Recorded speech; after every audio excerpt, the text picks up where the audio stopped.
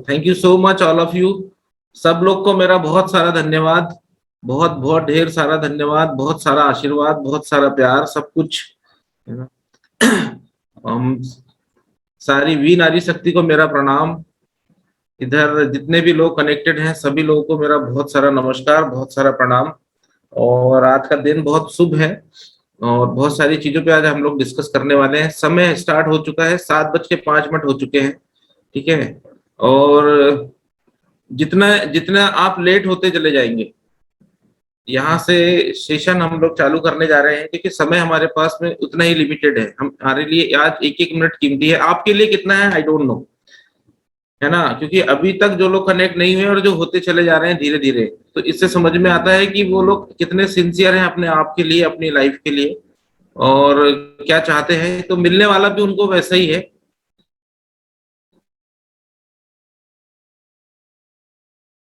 तो आप लोग बहुत लकी हैं, बहुत भाग्यशाली हैं कि आप लोग समय पे कनेक्ट हैं। मेरी मीटिंग होती तो ये 7:05 पे लॉक हो चुकी होती। उसके बाद में मैं एंट्री लेता ही नहीं। मुझे 50 लोग ज्यादा पसंद है 500 के अगेंस्ट में। समय का इम्पोर्टेंस ना रखने वाले 500 लोगों से अच्छा है कि 50 लोग वो लोग हों जो समय का और लाइफ के लिए सीरियस हो, और जो समय के लिए। आप लोग देख लीजिए, जो लोग कनेक्ट नहीं है उन्हें कनेक्ट करा दीजिए। So let's start. मेरा नाम आशीष सराठे है और आप ही के शहर से हूँ। और थोड़ा बहुत जो मुझे इस फील्ड को लेकर, नेटवर्क इंडस्ट्री को लेकर जितना मुझे अभी तक अब तक जो थोड़ा बहुत अनुभव हुआ है, वो पूरा का पूरा 110% और 1000% जितना मेरे पास है वो आपको देने का प्रयास करूंगा।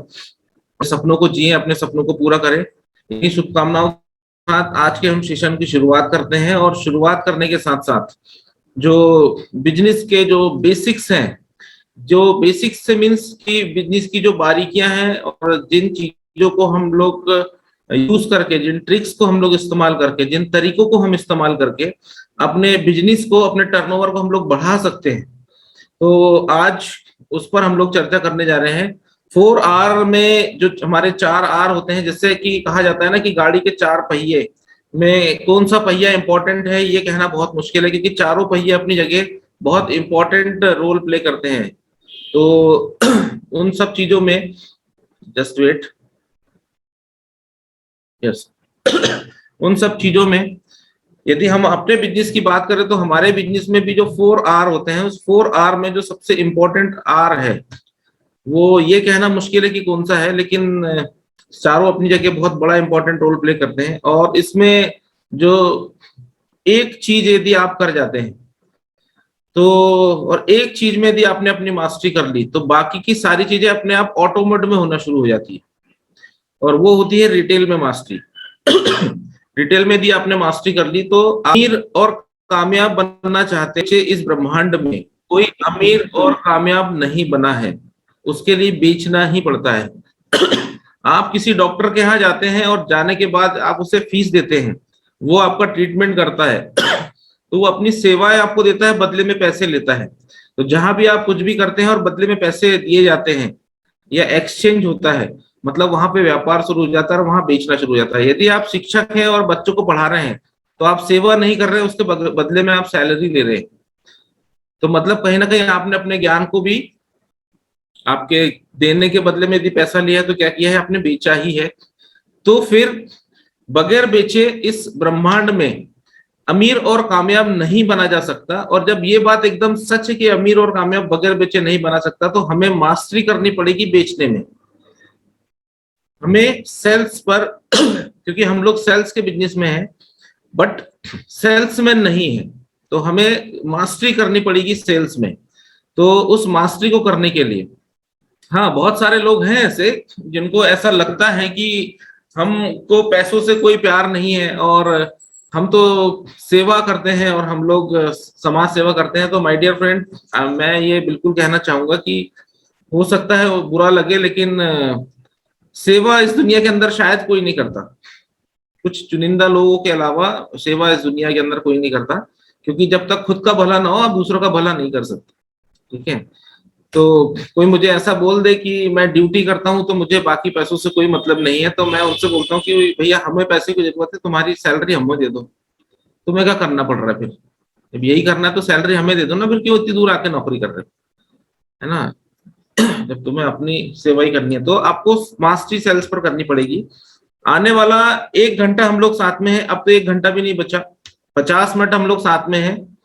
और इन 50 मिनट में मैं ये प्रॉमिस कर सकता हूं कि आपकी अब तक की रिटेल की स्पीड डबल और 4 गुनी हो जाएगी, 2 गुनी और 4 गुनी हो जाएगी। ये मैं आपसे प्रॉमिस कर सकता हूं कि आने वाला 50 मिनट हमारे लिए बहुत इंपॉर्टेंट रोल प्ले करेगा। और डायरी पेन लेकर बैठे, आज का सेशन रिटेल को लेकर है और साथ में एक्चुअली में मशीन भी है। तो मेरी रिक्वेस्ट नहीं है, ये इस सेशन के नियम है कि इसमें आपको डायरी पेन लेकर बैठना पड़ेगा, क्योंकि आपके दिमाग में कितनी चीजें सेफ हो पाएगी मुझे नहीं पता, लेकिन यदि आपने उसे नोट डाउन कर लिया है तो वो लंबे समय तक आपके पास रहेगी और आपको कभी बीच में अड़चने नहीं आएगी। और जब कभी दिक्कतें आएगी तो ये आपकी लिखा हुआ भी आपके काम में आएगा। तो डायरी पेन लेकर बैठे, ठीक है। और आने वाले 1 घंटे में 1 घंटे के अंदर अंदर यहाँ पे बैठे 400 लोग डॉक्टर बनने वाले हैं, ये मेरा आपसे वादा है। जी सुशीला जी स्माइल दे रही हैं।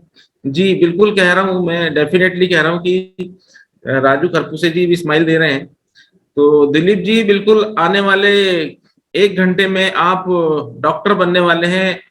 अमित जी बिल्कुल पक्का है ये, डेफिनेटली। और स्माइल अब चेहरे पे थोड़ी सी आपकी आई तो मुझे भी अच्छा लगा। ऐसी स्माइल दिया करिए, बहुत खूबसूरत लगते हैं आप सभी लोग।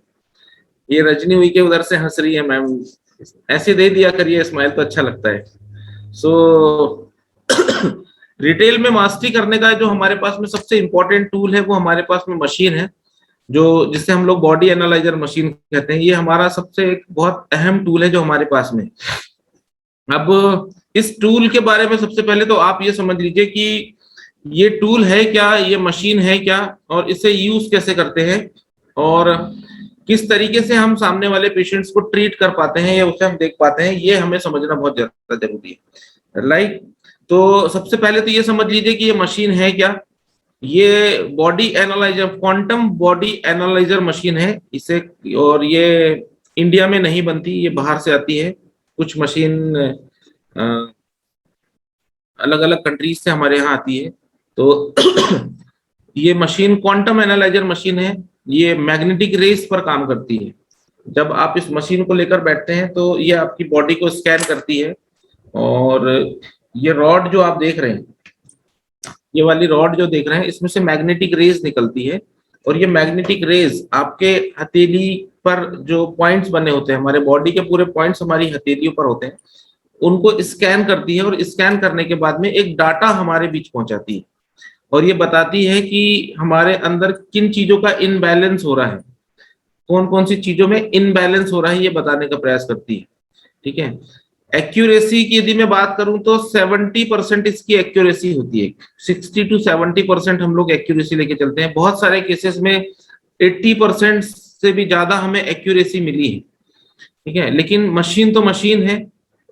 तो ये मशीन जो है ये 80% तक, 60%, 60-70% तक हमें एक्यूरेसी देती है। तो ये मशीन हमें समझना पड़ेगा। अब मशीन के करके आप कैसे अपने बिजनेस को ग्रो कर सकते हैं, कैसे आप अपनी रिटेल और अपनी इनकम बढ़ा सकते हैं। मतलब यदि मैं महीने की बात करूं तो 30-40 हजार रुपए कमाना, 30-40,000 कमाना, 30,000 एटलीस्ट कमाना आपके लिए बाएं हाथ का काम है, चुटकी का काम होगा। ठीक है, तो वो कैसे करते हैं ये आप देखिए, ये समझने का प्रयास करिए। तो ये जो क्वांटम एनालाइजर मशीन आप देख रहे हैं, जितने लोगों के पास है वो लोग बहुत लकी हैं। जिन लोगों के पास नहीं है तो वो आज के सेशन के बाद फटाफट अपनी मशीन शॉप खरीदने का बिल्कुल प्लान बनाने वाले हैं, और बना ले तो ज्यादा अच्छा है।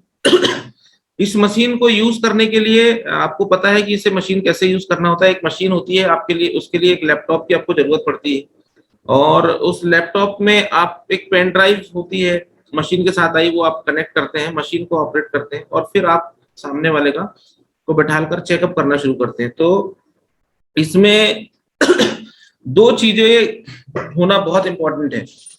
सबसे पहला कि आपके पास में आपको प्रोडक्ट का नॉलेज होना बहुत जरूरी है ना। एक तो मेरी तरफ से बिग क्लैप कि पिछले 2 सेशन जो प्रोडक्ट के लिए हुए हैं, राजकिशोर ठाकुर सर और हमारे प्राउड एनटीसी राजेंद्र सर का जो प्रोडक्ट सेशन हुआ है, आउटस्टैंडिंग सेशन हमारे लिए था। तो सबसे पहले तो हमें प्रोडक्ट में मास्टरी करनी पड़ेगी। तो आप लोगों के लिए सबसे जरूरी है कि आप प्रोडक्ट पर मास्टरी कर लें। मास्टरी मीन्स एटलीस्ट प्रोडक्ट का आपको साउंड नॉलेज होना चाहिए। हमारे पास में जो प्रोडक्ट्स है उनकी डेप्थ नॉलेज आपके पास होना चाहिए, तो आप काम बहुत अच्छे से कर पाएंगे, राइट। सेकंड, जब आप किसी का चेकअप करने बैठते हैं, है ना, तो किन चीजों का ध्यान रखना है इस पर थोड़ा सा गौर करिए। जब आप किसी का चेकअप करने बैठते हैं, ठीक है, और तो आपने ये चीज गौर की है कि चेकअप करते समय बहुत सारे लोग या कुछ लोग या परिवार के लोग या पड़ोस के लोग आसपास खड़े होकर उसे देखते जरूर हैं, राइट। जब आप चेकअप करें तो थोड़ा सा तामझाम करना भी सीख लीजिए। बहुत सारे लोगों को मैंने देखा है सिंपल तरीके से वो चेकअप करके उठ जाते हैं, कहीं भी बैठ जाते हैं। ऐसे मत करिए, है ना। स्टैंडर्ड बनाना और गिराना आपके हमारे हाथ में है। तो आप अपना थोड़ा स्टैंडर्ड बना के रखिए और सिस्टमेटिक तरीके से बैठिए, और थोड़ा सा आपको कुछ फंडे अपनाने पड़ेंगे। जैसे कि आप जब चेकअप करने के लिए बैठे हैं तो सामने वाले को आप मशीन किस तरफ रखते हैं उस तरफ बैठा लिए। आप उनसे पूछ लीजिए कि उन्होंने कुछ मेटल तो नहीं पहना हुआ है, मेटल इन द सेंस कि हाथ में रिंग, अंगूठी या ऐसी कोई चीजें तो नहीं है, ठीक है। ये आप विशेष ध्यान रखिए, क्यों? क्योंकि इसमें से मैग्नेटिक रेज निकलती है, और जिस हाथ में आपने रॉड पकड़ी है उस हाथ में यदि आपकी मैग्नेटिक कोई मेटल है आपके हाथ में, आपने कोई रिंग वगैरह पहनी हुई है या आपने उसी हाथ में वॉच पहनी हुई है तो ये मैग्नेटिक रेज जो है, ये इसमें डाटा में थोड़ा सा फर्क आता है, बहुत ज्यादा नहीं लेकिन थोड़ा वेरिएशंस आते हैं। तो आप सबसे पहले उन्हें, यदि पेशेंट्स को सामने बिठाकर आप बोलते हैं कि आप इसे उतार दीजिए, मतलब महिलाओं को तो खैर अब वो जेवर और ज्वेलरीज उन्हें बहुत प्यार है, तो ये मत बोलिए कि अब ये भी उतार दीजिए, है ना। हाथ में एटलीस्ट रिंग, ये हमारा पंजा खाली हो, ये हमारा जहां पे रॉड पकड़ी है ये पंजा खाली हो, इतना ध्यान रखिए, ठीक है। तो उन्हें बोलिए कि ये उतार के थोड़ी देर के लिए आप साइड में रख दीजिए, और उसके बाद में फिर आप ये कर सकते हैं कि आपने पैरों के नीचे कुछ चटाई या कुछ बोरा या कुछ ऐसा रख ले कि, या आपकी अर्थिंग ना, मतलब ये जो थोड़े थोड़े फंडे आप देते हैं ना, हालांकि इससे ज्यादा होता कुछ नहीं है ना, लेकिन ये जो थोड़े बहुत आप देते हैं इससे सामने वाला प्रभावित होता है। आपका प्रभावित करना बहुत ज्यादा जरूरी है, राइट। दूसरी चीज, जब आप किसी का चेकअप कर रहे हो तो चेकअप करते समय तो जो स्क्रीन पर चलता है वो पेशेंट को दिखना चाहिए। आपका लैपटॉप को आप घुमा दीजिए और उन्हें बोलिए कि इसको देखिएगा, और जब तक चेकअप चल रहा हो तो उनसे बोलिए कि आप थोड़ा शांत बैठिए, आराम से देखने दीजिए, आप थोड़ा शांत बैठिए और इसे देखते रहिए। ये जो टुक टुक करके जो चलता है ना, और ये जो 1 से 60 सेकेंड मतलब 1 मिनट जो घूमता है, ये जो स्कैन करता है 1 मिनट तक, ये बहुत हद तक साइकोलॉजिकली बहुत बड़ा इफेक्ट देता है पेशेंट के दिमाग पर, इसका बहुत फर्क पड़ता है। और कई बार मैंने देखा है लोग बैठते हैं इस तरफ और पेशेंट बैठा हुआ है या सामने वाला प्रोस्पेक्ट आपका सामने बैठा हुआ है, उसको पता ही नहीं चल रहा कि हो क्या रहा है, ठीक है। तो जब ये स्क्रीन चले तो उसे दिखाइए कि ये स्क्रीन देखिए, आप ऐसे करके आप उसको दिखाइए कि आप ये देखिए अभी आपका स्कैन चल रहा है, हो रहा है सर अभी, ओके ओके, ठीक है ना। और जो लोग खड़े होके तमाशा देखते हैं, कुछ लोगों की आदत है कि तमाशा देखने की बहुत सारी आदत है, जिन लोगों को खड़े होके, जो लोग आपके आस पड़ोस तमाशा देख रहे हैं, उन लोगों से बोलिए कि आप पीछे आ जाइए, उन लोगों से बोलिए कि आप भी इधर आ जाइए, आप भी देखिए, तो उन लोगों को भी आप दिखाइए, राइट। तो उससे हो थे, लेकिन जो देख रहे हैं उनको भी कहीं ना कहीं ये कीड़ा काटता है और वो भी आके बैठ जाते हैं कि मेरा भी देखना है, मुझे भी चेक करना है, राइट। तो आपको वहीं से प्रोस्पेक्ट बढ़ने शुरू हो जाते हैं, और वो अपने भाषा में कहते हैं ना, चुल्ल होती है लोगों को कि मैं भी चेक करवाता हूँ। जी डॉक्टर साहब, बिल्कुल सही बात है कि मैं भी, समझ रहे हैं आप इसको। तो यहां से आपके प्रोस्पेक्ट बढ़ने शुरू हो जाते हैं, राइट। इसके बाद में मशीन का आप जब एनालिसिस करते हैं तो मैं स्क्रीन शेयर करता हूं, और एक दो रिपोर्ट पर हम लोग डिस्कस करते हैं, है ना, कि कैसे किन बातों का ध्यान रखना है और किनको क्या चीज आपको प्रिस्क्राइब करनी है या आपको देना है, हम लोग उस तरफ मूव करते हैं, राइट। जो अभी मैंने आपको बताया ये सावधानियां हैं या बातें हैं जो आपको ध्यान रखनी है, इससे आपको बहुत फर्क पड़ता है।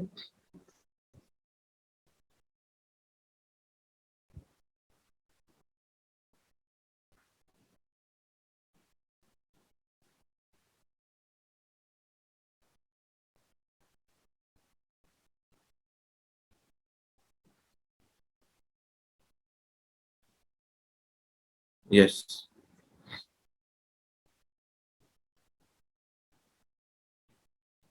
मेरी स्क्रीन दिख रही है, विजिबल है? Yes sir. ओके। तो पहले हम किसी मेल की ले लेते हैं। स्कैन करने में 1 मिनट जाया करने से बेस्ट है कि हम किसी मेल की रिपोर्ट ले लेते हैं। ये कोई दशरथ जी हैं, है ना, और वैसे भी अभी तो नवरात्रि चल रही है तो दशरथ जी का रोल वह इम्पोर्टेंट है क्योंकि रामलीला चालू है। इनकी रिपोर्ट है, इसको हम चेक करते हैं। टोटल इस मशीन में आप देख रहे हैं 39 हमारे पास में रिकॉर्ड्स आते हैं। 39 हमारे पास रिकॉर्ड्स होते हैं, मतलब 39 टाइप से इसमें चेकअप किया जाता है, राइट। अब जो 1 नंबर पर है, आप चाहे तो इसे कैसे नोट कर सकते हैं, 1 नंबर 2 नंबर करके कर सकते हैं या आप उसे पूरा लिख के कर सकते हैं। इसमें ध्यान रखिए कि किन चीजों का आपको ध्यान रखना है। क्यों? क्योंकि यहाँ पे 90% लोग नॉन मेडिकल बैकग्राउंड से हैं, 90% लोग जो है वो मेडिकल बैकग्राउंड से नहीं है, तो उनको अब ये चीजें समझने में थोड़ा सा ध्यान मुश्किल जाएगी और मशक्कत करनी पड़ती है। तो उसमें ध्यान रखिए कि आपको किन बातों का ध्यान रखना है। ये आपका कार्डियोवैस्कुलर सिस्टम है। कार्डियोवैस्कुलर से मींस मतलब होता है आपके हार्ट से संबंधित प्रॉब्लम्स इधर आपकी लोकेट होती है। तो उसमें आप देख रहे हैं पहला लिखा हुआ है ब्लड विस्कोसिटी। इसको हम यदि हमारी भाषा में हिंदी में कहें तो ये ब्लड का गाढ़ापन है। तो ये दशरथ जी जो हैं, जो जिनकी एज 56 ईयर है और 65 का केजी इनका वेट है, तो इनका ब्लड की विस्कोसिटी थोड़ी सी बढ़ रही है। Cholesterol crystal and blood fat, ये जो दोनों चीजें हैं इसमें कोलेस्ट्रॉल एंड फैट, ब्लड का फैट जो आप देखते हैं, तो आप इसमें इस पूरे चेकअप में, इस पूरे मशीन को चेकअप में एक चीज की बहुत इंपॉर्टेंट जरूरत है और वो है कॉमन सेंस। ठीक है, एक चीज बहुत जरूरी रखिएगा, वो है कॉमन सेंस, है ना। आपको ये पता होना चाहिए कि कोलेस्ट्रॉल और फैट के बढ़ने से या कम होने से क्या होता है। ये दो चीजें जो बढ़ती हैं तो हमेशा नुकसान करेगी, कम होगी तो कोई प्रॉब्लम नहीं होगी। अभी ये देखिए कि ये दशरथ जी का जो फैट का लेवल है वो बढ़ रहा है और यहाँ पर नॉर्मल रेंज भी दी हुई है और एक्चुअल मेजरेबल रेंज भी दी हुई है। ठीक है, तो बढ़ तो रहा है लेकिन कितना बढ़ रहा है आप ये ध्यान रखिए, बहुत ज्यादा है या कम है। इस बंदे का फैट बढ़ रहा है मतलब, और वेस्कुलर रेजिस्टेंस भी बढ़ रहा है। तो वेस्कुलर रेजिस्टेंस को आपको यदि समझना चाहेंगे तो इसमें थोड़ी आपको दिक्कत जाएगी, है ना, ये मेडिकल लैंग्वेज में है ये। तो आप इतना समझिए कि इसका फैट का लेवल बढ़ रहा है, इसका मतलब है कि एक तो खून में हल्का गाढ़ापन है, दूसरा यदि फैट बढ़ रहा है तो आप समझ जाइए कि इस बंदे को बीपी की प्रॉब्लम होने वाली है, मतलब हाइपरटेंशन होने वाला है, या तो हो रहा होगा, और उम्र 56 ईयर है।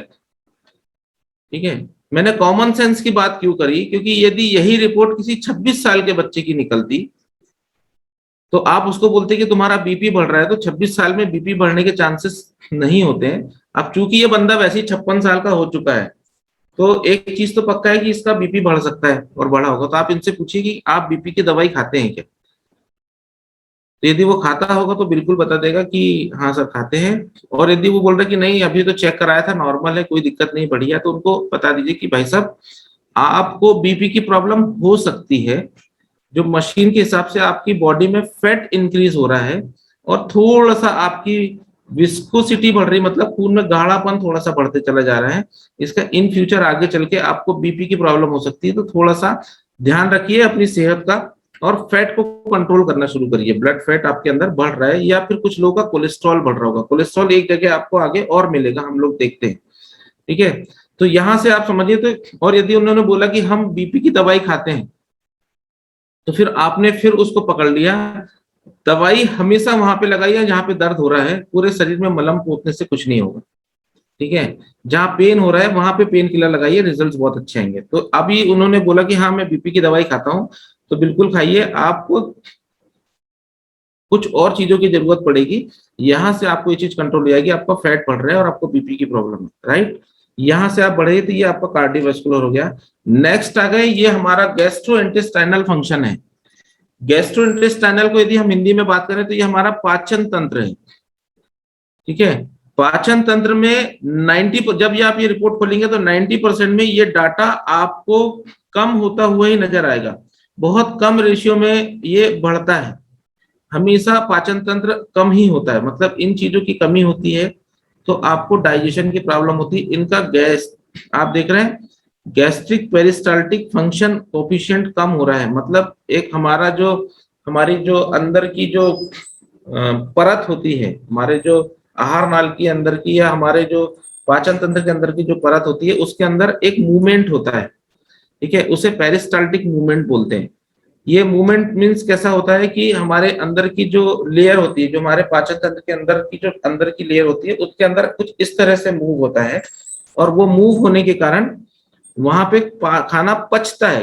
अब चूंकि गैस्ट्रिक पेरिस्टाल्टिक कोएफिशिएंट कम हो रहा है, मतलब आप पूछिए कि भाई साहब गैस वैस बनती है, खाना पचने और हाजमे में आपको कुछ समस्या हो रही है क्या? उसने बोला कि नहीं, बहुत बढ़िया खा रहा हूँ मैं तो, अभी फ्रेश भी बहुत अच्छा रहा हूँ, तो कोई बात नहीं। इसमें ऐसा दिख रहा था कि आपको कुछ गैस्ट्रिक प्रॉब्लम है जो कम हो रही है। आप हर चीज को एकदम दावे के साथ बिल्कुल नहीं कर सकते आप।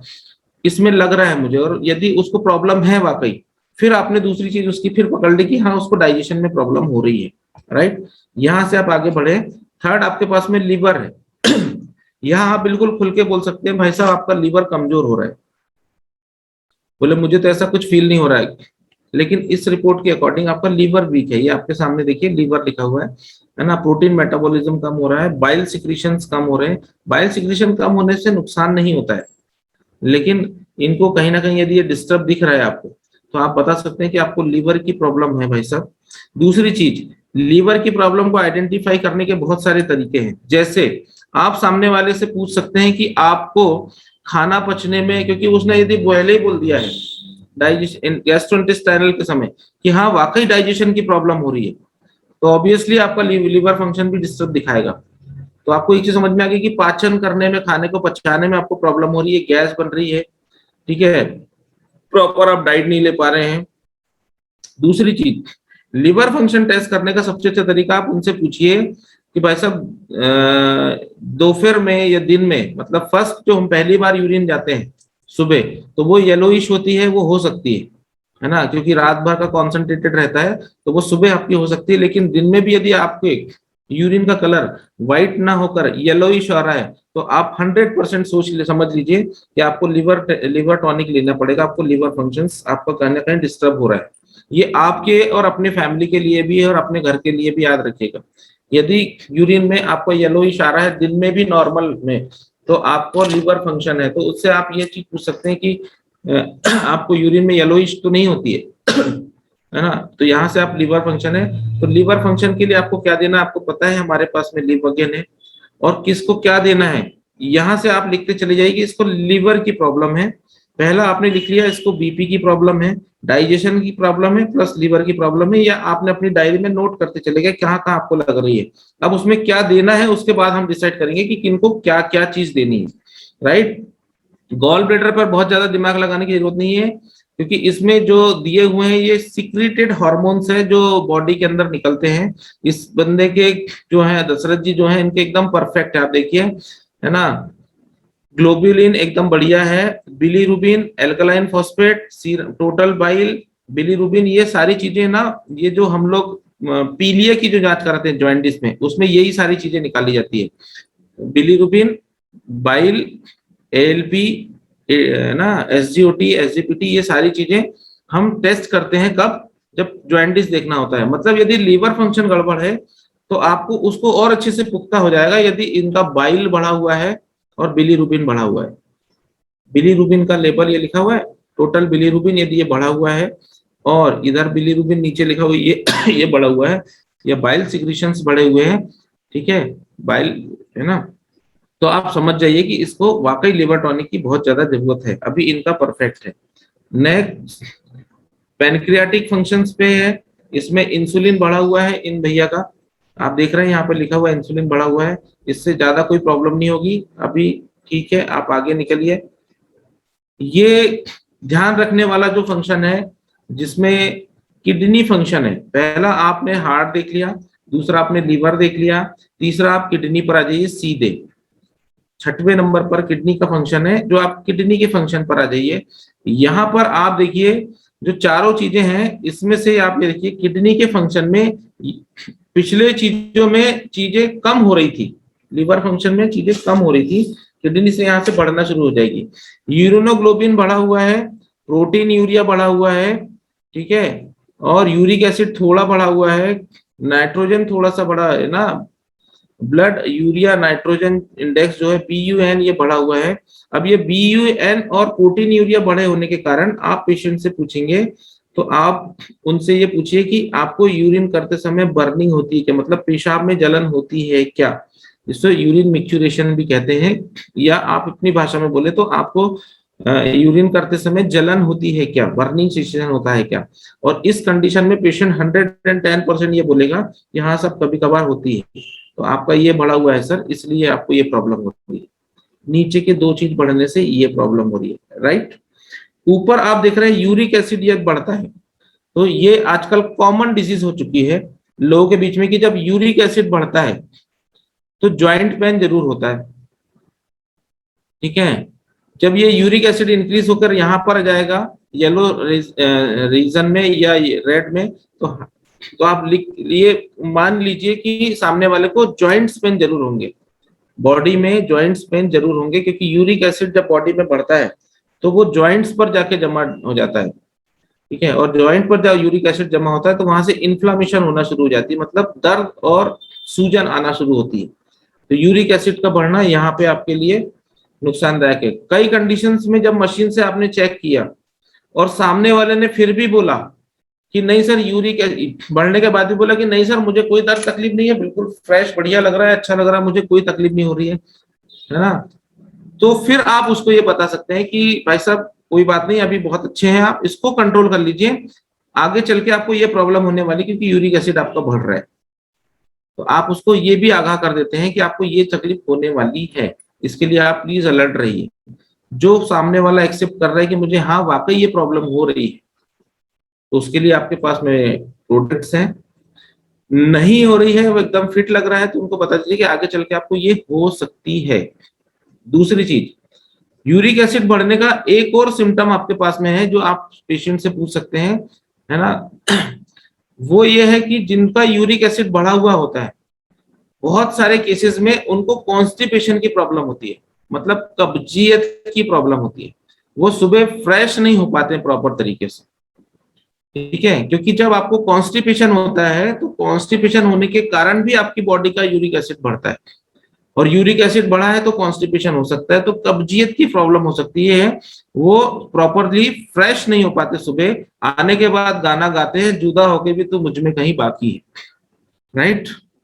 तो ये आप उनसे पूछ सकते हैं कि आपको कॉन्स्टिपेशन की प्रॉब्लम तो नहीं होती भाई साहब, क्योंकि ये 56 साल के हैं, ठीक है, तो आपको यहाँ पे उम्र का ध्यान रखना है, जेंडर का ध्यान रखना है, ठीक है, उसके अकॉर्डिंग आपको ये पूछना है आपको कॉन्स्टिपेशन की प्रॉब्लम तो नहीं होती, और कब्जियत की प्रॉब्लम आज कॉमन है, तो उनको बोलिए आपका पेट साफ रखना बहुत जरूरी है, उसके लिए हमारे पास अलग प्रोडक्ट्स आते हैं, ध्यान रखिएगा किसके लिए क्या प्रोडक्ट आपको देने हैं। अब कॉन्स्टिपेशन है तो उसको क्या देना है, उसको आप इम्यूनो3 हमारे पास बहुत लाजवाब प्रोडक्ट है, आप उसे लिवोगेन दे सकते हैं, ठीक है, ये दो प्रोडक्ट से आप उसको आगे कर सकते हैं। यूरिक एसिड बढ़ा है तो और किडनी फंक्शन है तो हम यहाँ पे यूरिक प्लस भी चला सकते हैं और उसे बोलिए पानी ज्यादा पिया करिए।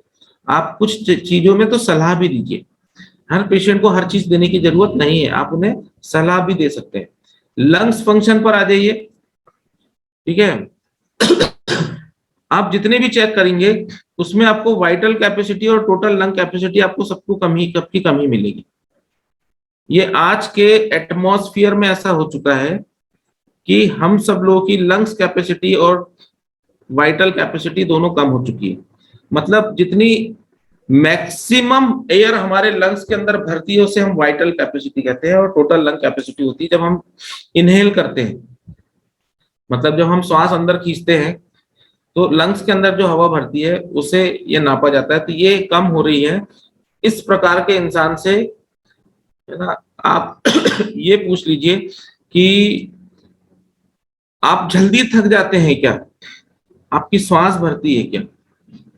मतलब यदि आप थोड़ा तेजी से चल रहे हैं या कुछ दौड़ रहे हैं या सीढ़ी ऊपर नीचे आप तेजी से हो जाए तो आपको श्वास फूलती है क्या आपकी। सामने ने बोला बिल्कुल हाँ, तो बोले आपका लंग्स कमजोर हो रहा है सर, इसका ध्यान रखिए, ठीक है। इसके लिए क्या करना है, तो आप सुबह जल्दी उठिए, मॉर्निंग वॉकिंग पे जाइए, कुछ एक्सरसाइज करिए, ठीक है, और प्राणायाम करिए। और यदि आप ये सब नहीं कर पाते तो उसके लिए फिर मैं एक सप्लीमेंट्स प्रोडक्ट आपको देता हूँ, उससे आप रेगुलर लीजिए, उससे आपकी लंग्स जो है वो स्ट्रांग होंगे, राइट। ये ऊपर की दो आपकी जो रिपोर्ट्स है, वाइटल कैपेसिटी और टोटल लंग कैपेसिटी के लिए आपको ये एडवाइस देना है, ये आपको पता होनी चाहिए इस तरीके से। और उन्होंने बोला कि नहीं ऐसा कुछ ठीक है, लेकिन ये चीजें आपकी कम आ रही हैं, इसलिए मैंने आपसे पूछा, राइट। एयरवे रेजिस्टेंस जो RAM लिखा हुआ है, इसको आप देख रहे हैं, ये यहाँ पे होना चाहिए ग्रीन पर, ये कम हो गई है, इसका मतलब है इस इंसान को नींद बहुत आती होगी, इसको सोने सोने का ही मन करता है। दो चीजें समझ लीजिए, ये RAM यदि कम हो रहा है उस इंसान को नींद बहुत आती है, आलस बहुत आता है, और जिनकी ये बढ़ जाती है उनकी नींद चढ़ जाती है, उनको प्रॉपर अच्छे तरीके से नींद नहीं आ पाती, मतलब लगी फिर खुल जाती है। तो उनसे आप पूछिए नींद कैसी आती है आपको, उन्होंने बोला ठीक ठाक आती है। तो मेरे हिसाब से आपको नींद ज्यादा आती है क्या इनके, बोले हाँ, सब सोने सोने का ही मन करता है, नींद बहुत आती है। अब इसमें से कुछ वर्किंग हैंड भी होते हैं, वर्किंग हैंड मतलब जो काम करने जाते हैं, तो उनको तो नींद आती भी तो महसूस नहीं होती, क्यों, क्योंकि उनको काम करना मजबूरी उनको दौड़ा के काम करवा रही है। तो ऐसी स्थिति में दूसरे कंडीशन में यदि ये बढ़ा हुआ निकले तो आप उनसे पूछिए कि आपको नींद कैसी आती है। उसने बोला कि आ जाती है ठीक ठाक, नहीं अच्छे से आती है या एक बार खुल गई तो उठ चढ़ जाती है, तो वो खुद ही बता देगा कि हाँ। अभी आपने उसकी एक एक चीज पकड़ते चले जा रहे हैं, तो अब जैसे जैसे आप आगे बढ़ते चले जा रहे हैं वो आपसे प्रभावित होते चला जा रहा है, और अब आपके साथ में उसका तालमेल मिलना शुरू हो गया कि यार कि ये डॉक्टर साहब बता मेरे बारे में सब कुछ रहे हैं, मेला में आज पहली बार हूँ कि हाँ वाकई ये प्रॉब्लम हो रही है, राइट। यहाँ पे आपको लंग्स फंक्शन है, और इसके लिए हमारे पास में आयुश्वास और कफनील बहुत शानदार प्रोडक्ट है। ब्रेन पर आप निकल के चले जाइए आगे, इसमें बहुत डेप्थ में जाने की जरूरत नहीं है, क्योंकि अभी इसमें आप अंदर तक जाएंगे तो आपको थोड़ी ज्यादा मशक्कत करनी पड़ेगी, तो इसमें बहुत ज्यादा दिमाग है। बस ये समझ लीजिए कि ठीक ठाक है, ठीक है ना, सेंटीमेंट इंडेक्स बढ़ा हुआ है, बाकी का सब कुछ ठीक ठाक है।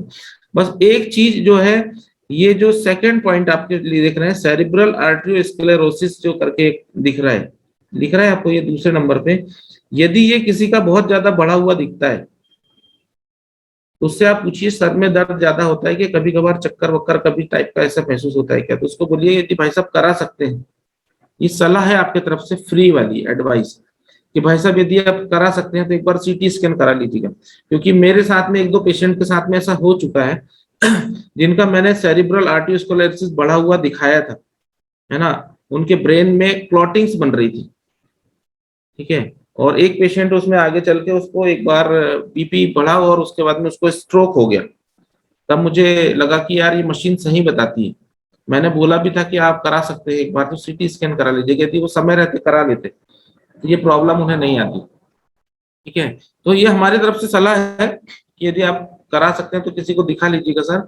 और यदि नहीं है, आपको लगता है कि पेशेंट ये सब नहीं, भाई ये सामने वाला इतना बियर नहीं कर, उन्हें बोलिए कि ऐसी चीजें जिनसे खून पतला होता है ना, वो चीजें लेना शुरू कर दीजिए और उनको बोलिए कि थोड़ा सा ध्यान रखिए, अपनी सेहत का ध्यान रखा करिए आप।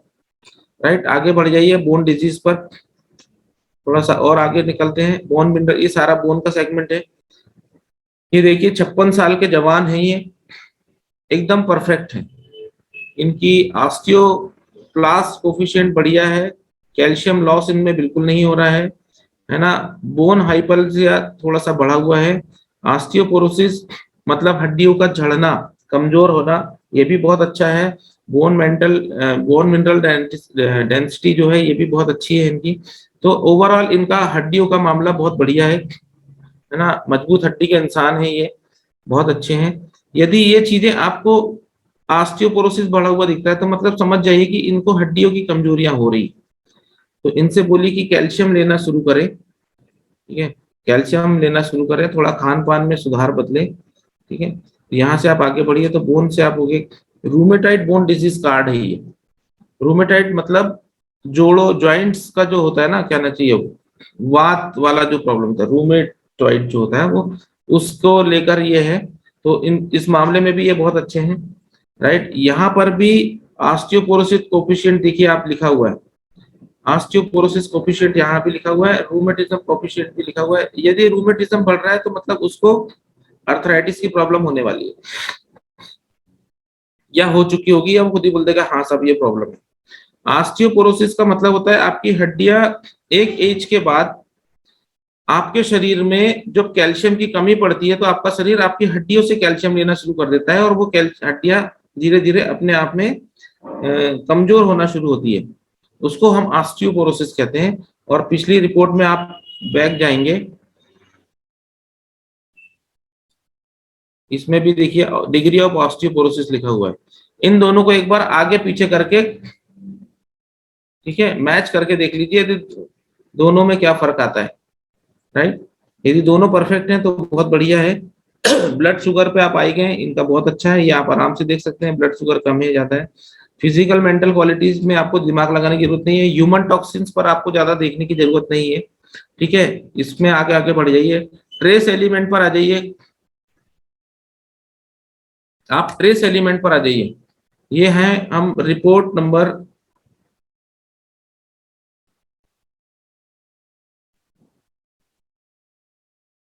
15 नंबर पे हैं हम लोग इस समय। तो ट्रेस एलिमेंट पर आप आ जाइए।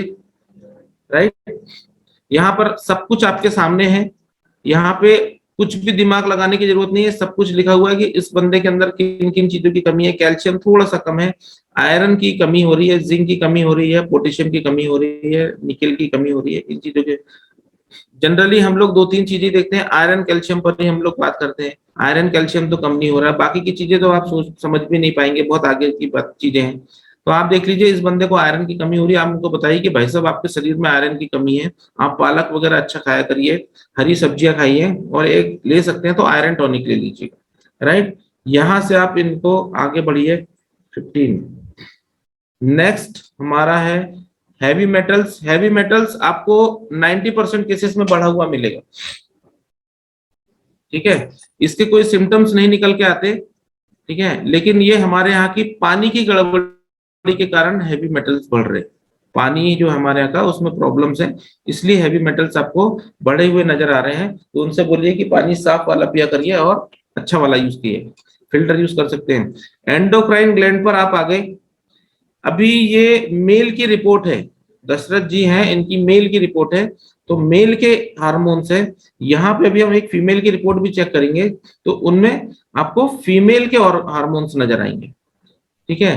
तो मोस्टली जो हार्मोनल इनबैलेंस होते हैं, मतलब एंडोक्राइन सिस्टम का जो डिसबैलेंस होता है, वो फीमेल्स में ज्यादा देखने को आता है, मेल्स में कम आता है देखने के लिए। इसे आप देख रहे हैं थायराइड का सिक्रीशन। थायराइड का सिक्रीशन आपने यहाँ से देख लिया, आगे चल के आपको एक जगह थायराइड और मिलेगा, तो आप दोनों को क्रॉस चेक कर ले एक बार, ठीक है ना। पैराथायराइड हार्मोन इधर लिखा हुआ है, एड्रिनल ग्लैंड से, पिट्यूटरी ग्लैंड से, पीनियल ग्लैंड सिक्रीशन है। तो आपको ये समझना पड़ेगा पहले तो कि इन ग्लैंड्स के कम ज्यादा होने से प्रॉब्लम क्या होती है, राइट, तो ही आप इस पर डिस्कस कर पाएंगे। इसलिए इधर ज्यादा दिमाग लगाने की जरूरत नहीं है, इससे आप सीधे आगे बढ़ जाइए। इम्यून सिस्टम, ये आपका प्रतिरक्षा तंत्र है, ये इनका बहुत अच्छा है। यदि ये कमजोर दिख रहा है तो आप बोल सकते हैं, इनको बता सकते हैं कि भाई साहब कवच प्राश वगैरह आप इनको दीजिए कि इम्यूनिटी आपकी थोड़ी वीक है भाई साहब, है ना, थोड़ी आपकी इम्यूनिटी कमजोर है, तो उससे आप स्ट्रॉन्ग करिए। और वैसे भी आपको इम्यूनिटी अच्छी रखनी चाहिए, क्योंकि दौर जो है वो पूरा इम्यूनिटी के ही खेल पर है। कोविड का सिचुएशन है ना, और अभी तो कोविड डिटेक्ट हो गया, इसलिए पता है, पता नहीं ऐसे कितने वायरस मार्केट में घूम रहे हैं, ठीक है, और कौन कहाँ से कब आ जाएगा पता नहीं। आप अपनी इम्यूनिटी अच्छी रखिए। तो क्योंकि इम्यूनिटी को चेक करने का, नापने का कोई पैमाना, पैरामीटर नहीं है। इंसान को कैसे पता कि उसकी इम्यूनिटी स्ट्रांग है? तो हमारे पास में जो मशीन है वो, उससे हम ये बता सकते हैं कि आपकी इम्यूनिटी थोड़ी वीक है, आप इसको बढ़ाने के लिए लीजिए। तो जो आप प्रोडक्ट सजेस्ट कर सकते हैं उसके लिए, वो आप प्रोडक्ट उन्हें सजेस्ट करिए। प्रोस्टेट से आगे बढ़ जाइए। ये भाई साहब का प्रोस्टेट थोड़ा सा इंक्रीज है। मेल सेक्शन है, इसमें 3 हार्मोन है, टेस्टोस्टेरोन है, गोनेडोट्रोपिन है, ठीक है, ये एकदम परफेक्ट है। दूसरी चीज, इनकी एज इतनी हो चुकी कि अब इस हार्मोन का कोई रोल नहीं रह गया, तो आप यहां से आगे निकल जाइए। यहाँ पर भी एज का ध्यान रखना बहुत ज्यादा जरूरी है, ठीक है। स्किन पर आ जाइए। ये आपकी स्किन है, तो इस पे भी बहुत ज्यादा आपको लगता है कि सामने वाले को यदि कुछ प्रॉब्लम है स्किन के, तो आप इधर आइए, नहीं तो बहुत ज्यादा आगे बढ़ जाइए। आई से आप निकल जाइए, एलर्जी से आप आगे निकल जाइए, इनको पता जी कुछ चीजों की एलर्जी है। सीधे आप आ जाइए विटामिन पर। 25वें नंबर की रिपोर्ट है आपके सामने, आप विटामिन पर आ जाइए, और इसमें कौन कौन से विटामिन की कमी है वो आप देख लीजिए। इन्हें बता दीजिए कि भाई साहब ये विटामिन आपके शरीर में कम पड़ रहे हैं, थोड़ा खान पान का ध्यान दीजिए। और एक चीज, जब आप अपना डाइजेशन अच्छा कर लेंगे और आपको खाना अच्छा पचेगा, तो ये विटामिन आपकी बॉडी में खाने से भी मिल सकते हैं। क्योंकि 2 चीज ध्यान रखिए हमेशा, खाना शरीर में या तो पचता है या सड़ता है। खाना शरीर में या तो पचता है या सड़ता है। यदि खाना पचता है तो आपको खाने से मिलने वाले सारे पोषक तत्व आपके शरीर को मिलते हैं, और यदि खाना सड़ता है तो टॉक्सिन्स क्रिएट होता है, फिर डकारें आती हैं, है ना, दोनों साइड से, फिर आप समझ सकते हैं क्या होता है, ठीक है। गैस बनती है, किधर किधर से निकलती है, ठीक है, और अनकंफर्टेबल फील होता है, खाने का प्रॉपर मन नहीं करता। ये खाना सड़ने का प्रॉब्लम है। तो खाना या तो पचना चाहिए या सड़ना चाहिए। यदि आपने खाने को पचा लिया तो आपको ये प्रॉब्लम्स नहीं आएंगी। तो आप ये चीजें मेंटेन कर सकते हैं। साथ में आप किनका चेकअप कर रहे हैं उन पर डिपेंड कर सकते हैं। तो उन्हें आप, हमारे पास में न्यूट्री लाइफ है, हमारे पास में लिवअगेन है जो हमारे डाइजेशन को इम्प्रूव करता है, हमारे पास में स्पिरुलिना गोल्ड है, हमारे पास 95 है, बहुत सारी चीजें हैं। तो जहां आपको सुटेबल जो चीज लगे वो आप दे सकते हैं, ठीक है। ओबेसिटी, आगे बढ़ जाइए। बोन ग्रोथ इंडेक्स पे यहाँ से आप आगे निकल जाइए, है ना। बोन एल्कलाइन फॉस्फेट कमजोर हो रहा है, मतलब बोन, ये को एंजाइम है मतलब ये रिपोर्ट है हमारी 28 नंबर की एक रिपोर्ट है जिसपे को एंजाइम लिखा हुआ है, राइट। इस रिपोर्ट पर एक चीज गौर करिएगा, बहुत डेप्थ में नहीं बता रहा हूं मैं, है ना, उसके लिए पैसा लगता है, राइट। निकोटिनामाइड और बायोटीन करके 2 चीजें यहाँ पे लिखी हुई हैं। ये 2 कंपोनेंट हमारी बॉडी के अंदर हैं। देखिए इन भैया का बायोटीन कम हो रहा है, और निकोटिनामाइड जो है ना, ये भी थोड़ा कम हो रहा है। यदि ये कम हो जाए, इनसे पूछिए आपको हाथ पैरों में झुनझुनी आती है क्या? इन्होंने बोला हाँ आती है। ठीक है साहब, कोई बात नहीं, देखते हैं आगे। मतलब उनको ये प्रॉब्लम हो रही है, और उनके बगैर बताए आपने ये उन्हें बता दिया कि आपको ये प्रॉब्लम होती है क्या। वो आपका फैन दीवाना हो चुका है। ये निकोटिनामाइड या बायोटीन के, इनके कम होने से, पैंथोटिक एसिड, इन चीजों के कम होने से, है ना, ये न्यूरोटिक कंपोनेंट्स होते हैं, इनके कम होने से हाथ पैरों में झुनझुनी आती है, ठीक है ना। इसके लिए लोग मैथिल कोबालामिन के इंजेक्शंस लगाते हैं, न्यूरोबियान वगैरह वगैरह के लगाते हैं। तो ये आप सजेस्ट कर सकते हैं एज देखकर, है ना, या आप किसी से भी लगवा लीजिएगा, आपको अच्छा रिलीफ मिलेगा। सलाह तो देनी है, लगाना वाला दूसरे उसके गांव का डॉक्टर बैठा है, वही लगा देगा, तुमको कोई सोचना है, राइट। लेकिन यहाँ से वो आपको, और उसको ये प्रॉब्लम है और आपने आइडेंटिफाई कर दी और सॉल्व कर दी। स्पर्म एंड सीमेन आप देख लीजिए कि किस एज ग्रुप के साथ में आप बैठे हुए हैं, उसके अकॉर्डिंग आप उन्हें बता दीजिए। यहाँ पे यदि कोई मैरिड है और न्यू यंग एज का है तो आप उनका ये जरूर उनको बता दीजिएगा कि उनकी स्थिति क्या है, नंबर ऑफ स्पर्म और मोर्टिलिटी रेशियो क्या है ना, पीएच कैसा है, ये उन्हें बता दीजिए तो उन्हें आगे प्रॉब्लम नहीं आएगी, राइट। उसके लिए आपके पास प्रोडक्ट है। अभी हम जब हार्ट वाले सेक्शन पर बैठे थे, हम उधर से इधर आ गए तो उसमें हमने कोलेस्ट्रॉल देखा था, यहाँ पे पूरा चीज कोलेस्ट्रॉल का, ब्लड विस्कोसिटी हमने वहां भी देखी थी, ब्लड विस्कोसिटी यहाँ भी है। यदि आप चाहें तो एक बार बैक जाके देख सकते हैं, यहाँ पे देखिए वहां भी ब्लड विस्कोसिटी उनकी बढ़ी हुई थी, यहाँ पे और ज्यादा बढ़ी हुई है, मतलब खून में गाढ़ापन तो है भाई का। कोलेस्ट्रॉल लेवल इनका वहां भी अच्छा था, यहाँ भी अच्छा है, ठीक है। एचडीएल एलडीएल, ये देखिए एलडीएल इनका बढ़ा हुआ है, मतलब इनको आगे चल के बीपी की प्रॉब्लम होने वाली है, तो डेफिनेटली इधर उधर भी फैट, इधर भी फैट थोड़ा बढ़ा हुआ, राइट। तो कोलेस्ट्रॉल को आप क्रॉस चेक कर सकते हैं दो जगह से, पिछली रिपोर्ट से और इस रिपोर्ट से, राइट। यहां से आप चेक कर सकते हैं क्रॉस चेक करके, ठीक है। ये आपकी ब्लड चैनल, ये हमारे काम का नहीं है, ठीक है।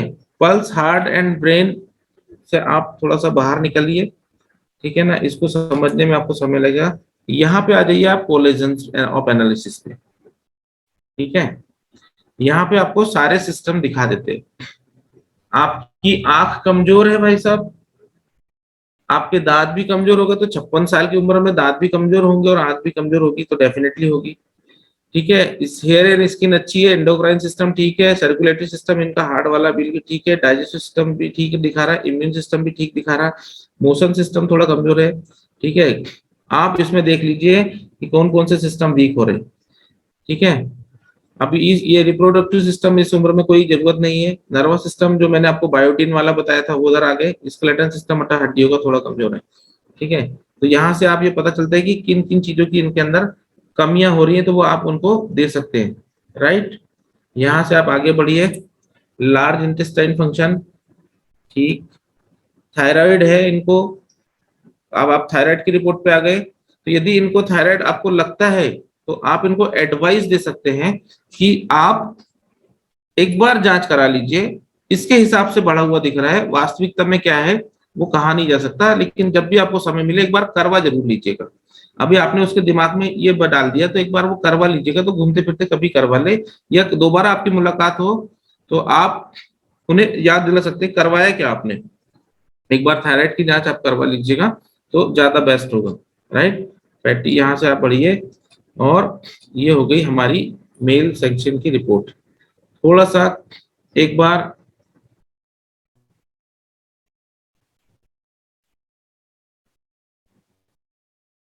किसी फीमेल की रिपोर्ट देखते हैं। ये एक रेशमा जी है कोई, इनकी रिपोर्ट इसमें डली हुई है, एक नजर दिखा देता हूं मैं आपको, तो इसमें आपको समझ में जाएगी कि दोनों रिपोर्ट में अंतर कितना है।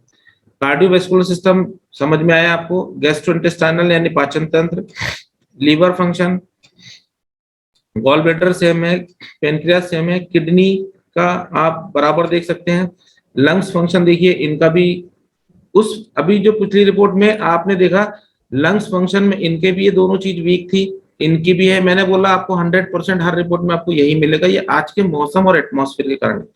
RAM दशरथ जी का जो था वो कम इधर था, इन मैडम का, इनकी उम्र 19 साल है, इन मैडम का इधर है, ठीक है, इन मैडम का इधर है, मतलब इनको प्रॉपर नींद नहीं आती होगी, ठीक है। बाकी की चीजें आप आगे सब कुछ सेम है, रूमेटाइड भी है, 19 साल की एज है तो बाकी सब चीजें होनी चाहिए अच्छी, ठीक है। इनमें उनको भी आयरन की कमी है, जिंक की कमी है, कॉपर की कमी है, हेवी मेटल्स आगे बढ़िए, इनको किन चीजों की कमी है आप ये देख लीजिए।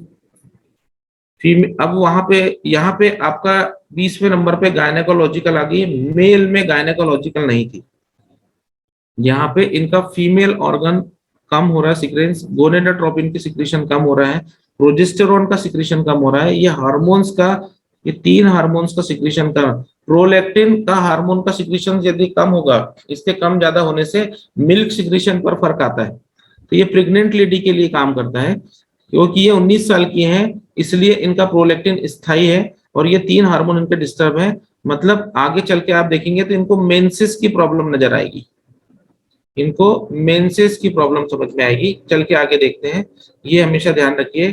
High is allergy, vitamin, opacity, bone growth hormone, coenzymes, ठीक है। मेंस्ट्रुअल साइकिल पे आ गए, देखिए इनको मेंसेस की प्रॉब्लम है क्योंकि उधर हार्मोन इम्बैलेंस हो रहा है, ठीक है। तो इनसे आप पूछ लीजिए कि इनको पीरियड्स की प्रॉब्लम होती है क्या, ठीक है।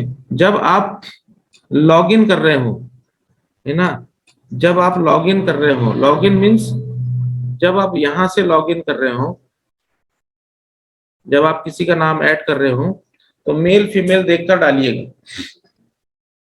किसी ने डाला है दशरथ जी सत्यम नाम से और क्लिक कर दिया है फीमेल पर, या कई बार आपने डाला है फीमेल का और क्लिक कर दिया है अपने मेल पर, तो रिपोर्ट कुछ और आएगी। तो इसका विशेष ध्यान रखें, राइट। एक सेकंड में स्क्रीन ऑफ करता हूं, ठीक है। तो ये है मेल और फीमेल की रिपोर्ट्स आपके सामने, क्लियर। तो यहां पर कुछ चीजें जो आपको ध्यान रखनी है, वो यदि आपने नोट डाउन कर रही हो तो बहुत अच्छा है। तो बस इतनी बारीकी आप ध्यान रखें, और जब इस तरीके से आप सारी चीजें डिस्क्राइब करके आप सामने वाले को बताते हैं तो वो आपका फैन और मुरीद हो जाता है, क्योंकि आपने उनको वो सारी चीजें बता दी जो उनके अंदर प्रॉब्लम हो रही थी और जो उन्हें जरूरत थी, राइट। तो यहां से आपने बताना शुरू कर दिया। तो जब आपने ये करना शुरू कर दिया, दूसरी चीज, जब भी आप सामने वाले को प्रोडक्ट रिकमेंड करते हैं, ठीक है, तो एक बार में उसको सारी चीज देने की कोशिश बिल्कुल मत करिए। मैंने देखा है लोगों को कि 95 भी दे दिया है सर, स्पिरुलिना गोल्ड भी दे दिया है, लिव अगेन भी दे दिया है, ठीक है। थोड़ा सा प्रॉब्लम हो रही तो इम्यूनो 3+ भी दे दिया है, और ज्वाइंट पेन बताते थे तो नौ वेदना भी दे दिया है ना। ऐसा करने की कोशिश बिल्कुल मत करिए। जो चीजें ज्यादा जरूरी है पहले वो दीजिए उन्हें, और अगले बार के लिए बचा के रखिए, ठीक है। अगले बार के लिए मतलब उर्मिला जी समझ गई, वो स्माइल दे रही है। अगले बार के लिए मतलब यदि उसको पता है कि आपको इतनी सारी प्रॉब्लम हो रही है तो आप अपने पैड में डायरी में लिख लीजिए ना, और उन्हें जो शुरुआती 2-3 चीजें वो दीजिए और उन्हें बोलिए कि आप ये यूज करिए, इसमें कितनी रिकवरी आती है, फिर बाकी चीजों के लिए हम बाद में देते हैं। एक ही बार में 10K सर, नहीं सर बिल्कुल ऐसा मत करिए कि एक ही बार में आपने उसको कर दिया, क्योंकि हर कोई इतना बेयर नहीं कर सकता। हाँ, जो सक्षम है, जिनको लग रहा है उनके लिए ठीक है। अदरवाइज आप उन्हें बोलिए कि कुछ प्रोडक्ट आप यूज करके देखिए पहले, ये वाली प्रॉब्लम जो ज्यादा गंभीर दिख रही है, और जो प्रोडक्ट देने के बाद आपको मालूम है कि ये 2 दिन 3 दिन 4 दिन में इसके रिजल्ट आ जाएंगे, वो पहले आप दे दीजिए, ये आप यूज कर लीजिए, और इसमें कितना फर्क पड़ता है मुझे बताइएगा, ठीक है। फिर अपन आगे की चीजें देते हैं, राइट। अभी आपको पता था कि आपके लीव अगेन ने या वुमेन कंपेनियन ने या आपके जो बाकी प्रोडक्ट्स है, आपकी कफनील था, उन्होंने आपका असर दिखा दिया। तो आपको पता है कि लीव अगेन चौथे 5वें दिन रिजल्ट दिखा देता है, राइट। तो उससे क्या होगा कि जो पहली बार आपने प्रोडक्ट दिए थे उससे उसको अच्छा लग रहा है, रिलीफ मिल रहा है, तो उसका विश्वास आपके और प्रोडक्ट के लिए और बढ़ गया। अब आप जो जो देते जाएंगे वो लेते जाएगा, तो आपका एक रिटेल कस्टमर बिल्कुल हमेशा के लिए तैयार हो गया। आप एक ही बार में हलाल करने की कोशिश बिल्कुल मत करिए, ठीक है। तो ये ध्यान रखिए। दूसरी चीज, हम लोग वेलनेस इंडस्ट्री में काम करते हैं, हम लोग वेलनेस इंडस्ट्री में काम करते हैं। मेरे पास लोगों के फोन आते हैं और लोग मुझे रिपोर्ट सेंड करते हैं। बहुत ज्यादा सीरियस लेने की, पेशेंट्स को लेने की कोशिश बिल्कुल मत करिए, है ना। कुछ हमारे बारे में भी सोचिए। हम लोग क्लिनिक खोल के बैठे हैं, हमारा भतीजा डॉक्टर है, हमारे घर में भी यार इलाज करते हैं लोग। लोगों ने MBBS और MS और MD करके अस्पताल खोले, कुछ उनका भी ख्याल रखिए भाई साहब। कुछ पेशेंट उधर भी जाने दीजिए, है ना। उनको भी ऑपरेशन ऑपरेशन करवा लेने दीजिए, सब इधर ही कर लोगे आप तो फिर उनका क्या होगा। तो उनका भी थोड़ा ख्याल रखिए, ठीक है। समझ रहे हैं आप, मतलब ऐसे पेशेंट जिनको डॉक्टर्स ने हाथ खड़े कर दिए हो, ऐसे पेशेंट्स जो नागपुर परेशान होके आया है, ऐसे पेशेंट्स को आप ट्रीट करने की कोशिश करेंगे तो हमेशा आपको परेशानियां ज्यादा आएगी। तो प्लीज ऐसे लोगों को आप ज्यादा दिमाग लगाने की, हाँ, आप उनके साथ बैठ के, उनको तकलीफ है, उनको प्रॉब्लम्स हो रही है, उनके साथ शेयर कर सकते हैं और उन्हें ये दिलासा दे सकते हैं कि ये कुछ प्रोडक्ट्स हैं, इनको इस्तेमाल करने से देखते हैं कुछ फायदा हो सकता है, तो हम प्रयास करते हैं, राइट। कि भाई हम प्रयास करते हैं कि ये चीजें आपके लिए हम कुछ बेहतर कर सके, लेकिन गारंटी मत दीजिए कि मैं डॉक्टर साहब से बात करता हूँ या करती हूँ और फिर बताती हूँ सर इसको कैंसर इतना हो गया है, अब मैं क्या करूं, इसको ये प्रॉब्लम। ऐसे सीवियर केसेस में प्लीज प्लीज प्लीज मत डिस्कस करिए, क्योंकि ये हो रहा हो, क्योंकि ये जो आपके पास आया है ना पेशेंट, ये 4 घाट का पानी पी के आया है भाई साहब। इसने कुछ नहीं छोड़ा, कोई छिंदवाड़ा, सूनी, बालाघाट, नागपुर, झाड़ा फुकाई कुछ नहीं छोड़ा, सब करवा लिया है। और जब सब जगह से थक गया है तब आपको बोल रहा है ये। तो जब इतने सब जगह से थक के आपके पास आया है तो इनको चैलेंज मत करिए, इनको बोलिए कि आप प्रयास कर सकते हैं, है ना, क्या हो सकता है बेहतर देखते हैं। बाकी आपको तो पता ही है, आप तो इतनी जगह करा ही चुके हैं, है ना। ऐसे पेशेंट्स आपको मिलेंगे तो इन पर बहुत ज्यादा एक्सपेरिमेंट करने की जरूरत नहीं है, राइट। तो ऐसे पेशेंट्स को आप, तो हम लोग डॉक्टर नहीं है, मतलब डॉक्टर हैं, मतलब आपको तो अब इस सेशन के बाद तो आई थिंक यहाँ पर बैठे पौने 500 लोग डॉक्टर बन चुके हैं, अभी आपकी मास्टरी हो चुकी है। जिनके पास मशीन है उनकी बल्ले बल्ले है, जिनके पास मशीन नहीं है वो ले लें, और अब बिजनेस यहीं से बढ़ेगा। क्यों? क्योंकि आपने एक का चेकअप किया और जो 4 आसपास को खड़े होकर देख रहे थे उनको भी चुल छूटेगी और वो भी बैठ के आपसे चेकअप कराएंगे, ठीक है। अभी मैं आपके जो क्वेश्चन वो आ रहे हैं चैट्स में, उस पर गया नहीं हूँ सर, चैट्स पे भी आते हैं, देखते हैं 8 बजे, है ना, और चैट्स के ऊपर भी डिस्कस करते हैं, अभी आपके सवालों के ऊपर भी जवाब देते हैं। ओके, तो आप ये चीजों का ध्यान रखिए, यहां से आपका रिटेल बढ़ गया। दूसरी चीज, आप यदि सुबह निकलते हैं किसी के घर में जाके चेकअप करने बैठते हैं तो आप ये भी करके बोल सकते हैं कि भाई साहब आपका चेकअप फ्री है, आपके मोहल्ले के 8-10 लोगों का चेकअप करा दीजिए, आपके घर का आपका चेकअप हम फ्री कर देते हैं। आप सुबह निकलते हैं 10 का चेकअप करते हैं, बहुत ज्यादा फीस लेने की कोशिश बिल्कुल मत करिए। मैंने बहुत, मशीन की प्राइस क्या है सर जी, वो आपके अपलाइन बता देंगे, तो बहुत ज्यादा फीस लेने की कोशिश भी मत करिए प्लीज, ठीक है। लोग कुछ भी ले लेते हैं, 300 400 500 रुपए कुछ भी लेते हैं, ऐसे मत करिए। 100-200 रुपए फीस ठीक है, 200 रुपए सफिशियंट होती है। आप बहुत कमजोर गरीब दिख रहा है तो उसको आप 100 रुपए में भी फीस कर सकते हैं, 150 रुपए बढ़िया है, जो भी आप लेते हैं इसके अंदर दीजिए, ठीक है। और इतनी फीस पर्याप्त है आपकी। सोचिए आप 10 लोगों का चेकअप करने निकलते हैं, सुबह निकलते हैं, और ऐसा कोई मशीन वाला नहीं है जो सुबह निकले और शाम को 10 लोगों का चेकअप करके ना लौटे, ना। 10 लोगों का चेकअप करके निकलता है ना माय डियर फ्रेंड। यदि आप 100 रुपए भी लेते हैं तो 1000 रुपए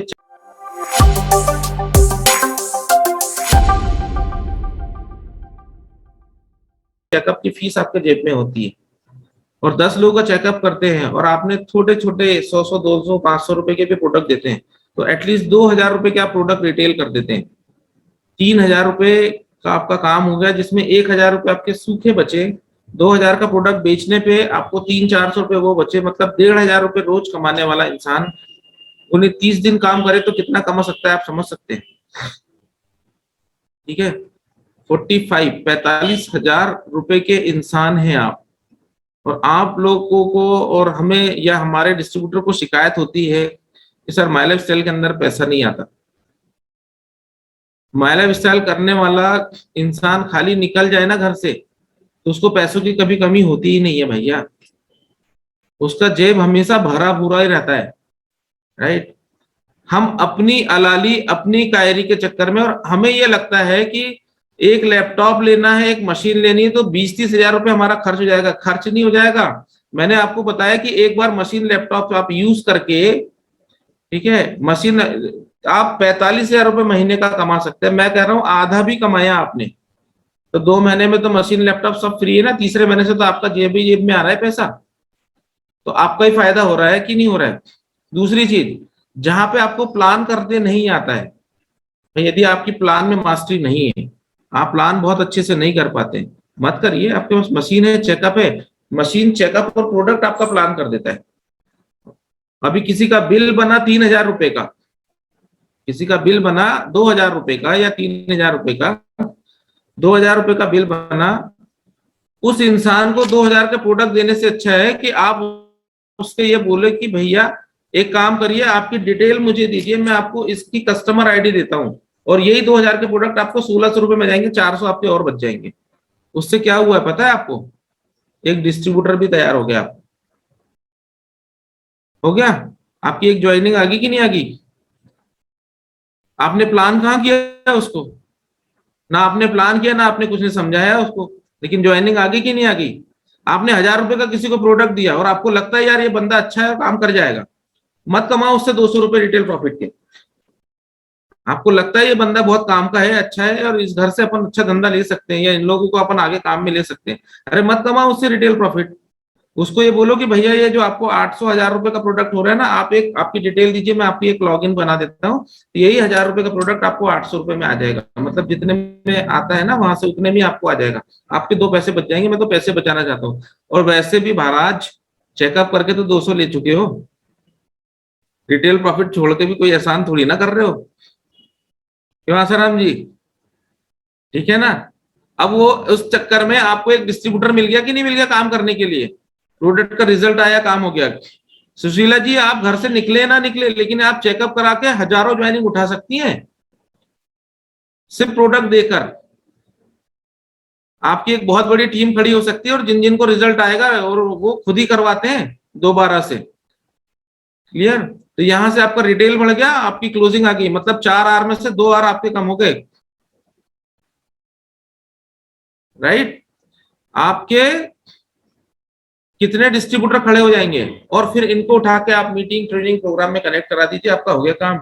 एक भी प्लान करने की जरूरत नहीं है आपको। यदि आपको प्लान करके 1 घंटा आप नहीं खर्च करना, ये आपको प्लान नहीं आता ना, मत करिए। 1 घंटे में 5 लोग 6 8 लोगों का चेकअप कर दीजिए, आपकी ज्वाइनिंग आ जाएगी। क्लियर? कितना पैसा कमाना चाहते हो यार? सुबह खाली हाथ 100 रुपए का पेट्रोल के लिए पैसा लेके निकलो मशीन लेके, शाम को लौटोगे 1,000 रुपए जेब में डाल के लाओगे, और शाम को आके बीबी फोन करेगी ना, ये लेते आना, तो बोले हाँ ला दूंगा, और शाम को आके 200 रुपए बच्चों को भी दे रहे के लिए, बेटा तेरे गुल्लक में डाल दियो, सेविंग अकाउंट है अपना ही, वो भी खुश। उसके बर्थडे पे तेरा गुल्लक फोड़, तेरे को जो चाहिए उसमें 200 और मिला के चल, वो तेरे कुछ अच्छा आइटम ले आते हैं। कुछ नहीं लगता है यार, आपके पास ट्रिक्स होनी चाहिए काम करने की, और ये मशीन हमारे पास, सिर्फ हमारे पास है मशीन। ऊपर से आपकी टीम में यदि किसी को 10K करना है, 10K करने के लिए सोचना ही नहीं पड़ेगा आपको, आपको सोचना ही नहीं पड़ेगा। ठीक है? लेकिन इन सब चीजों के पीछे एक चीज बहुत बड़ा रोल प्ले करती है, और वो ये होता है कि आप मशीन लेकर तो निकल जाओगे, सामने वाले को प्रोडक्ट कहां से दोगे? भाई साहब, चेकअप तो कर लोगे, सब कुछ कर लोगे, सामने वाले को प्रोडक्ट कहां से दोगे? आप रहते हैं सोनी जी सिंगोड़ी में, और चेकअप करने के लिए गए आप छिंदवाड़ा आए हैं, या चंदनगांव में आप चेकअप कर रहे हैं, या आप चंदनगांव में रहते, सिंगोड़ी में रहते हैं, और आप चले गए पौनार, पौनार में आप चेकअप करके आए, अब उसको माल लाके देना है, उसको चेकअप करके प्रोडक्ट देने हैं, और आपके पास प्रोडक्ट नहीं है, आप वापिस आओगे छिंदवाड़ा, और छिंदवाड़ा शॉपी से माल खरीदोगे और फिर ले जाके पौनार दोगे। ठीक है ना? तो सामने वाला तब तक वेट करेगा क्या? नहीं करेगा ना। दूसरी चीज, आप पौनार मतलब अमरवाड़ा के आगे पौनार, और पौनार से आके आप छिंदवाड़ा आओगे, और छिंदवाड़ा से वापस देने जाओगे, कितने का पेट्रोल जलाओगे? 200 रुपए का पेट्रोल जलेगा आपका। आप धंधा तभी कर पाएंगे यदि आपके पास में स्टॉक है, तो यदि आपके पास प्रोडक्ट अवेलेबल है तो ही आप मशीन का भी ढंग से यूज कर पाएंगे, कि सामने वाले को जो रिकमेंड लग रहा है वो उठाया और आपने दे दिया। अब ये चीज यदि आपके घर पे रखी है, आपके पास रखी है, तो आपको देने में आपको कोई प्रॉब्लम नहीं होगी। आपको नहीं तो थोड़ी थोड़ी चीजों के लिए भागना पड़ेगा। कब तक भागोगे? आपके पास में एक प्रोडक्ट का स्टॉक होना चाहिए। जिन लोगों के पास नहीं है, सबसे पहले अपने पास में एक प्रोडक्ट ज्यादा मत रखिए। हमारे पास में 4 कफनील है, 4 लिवगेन है, 2 4 वुमेन कंपेनियन है, एक एक 2 2 पीस रखिए। एक भी बेलाहाट की डिब्बी रखिए, मैं कह रहा हूं मत रखिए 4, 2 डिब्बी रखिए। मैं कह रहा हूं मत रखिए 10 95, एक 95, एक न्यूट्री लाइफ घर में रखिए, मत रखिए। लेकिन है ना, 2 नो वेदना की रखिए, एक एक 2 2 पीस तो रखिए। खत्म हो जाएगा हम फिर बुलवा लेंगे, फिर ले आएंगे, लेकिन आपके पास स्टॉक अवेलेबल होना चाहिए पूरे टाइम। ठीक है? ग्रोथ करते चली जाएगी, है ना, क्योंकि इंसान 2 ही चीज कमाता है। ठीक है ना? बनाता है या तो पैसे या बहाने। तो यदि आप बैकअप सेशन में है, नॉलेज कमाते चले जाएंगे, पैसा आपके पीछे आते चला जाएगा, और बैकअप सेशन से लापरवाही हमको उतनी दूर धकेलती चली जाएगी। So wish you all the best. Thank you. Jai Hind, Jai My Lifestyle, Jai V. Thank you so much.